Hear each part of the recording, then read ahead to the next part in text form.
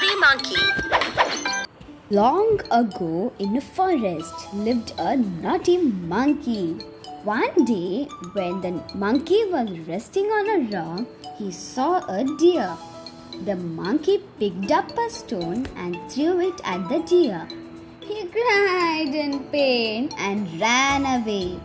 The monkey continued his naughty tricks with all the animals in the forest. Soon they all got fed up with the monkey's bad behavior. One day, an elephant came to the forest. The elephant was very fat and his nose touched the ground. Everyone welcomed the elephant happily, except the naughty monkey. The monkey started to make fun of the elephant. The elephant got angry. The elephant grabbed the monkey by his tail and swung him around forcefully.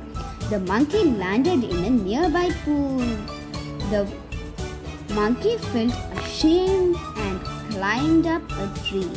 From that day on, the monkey stopped doing naughty tricks to everyone.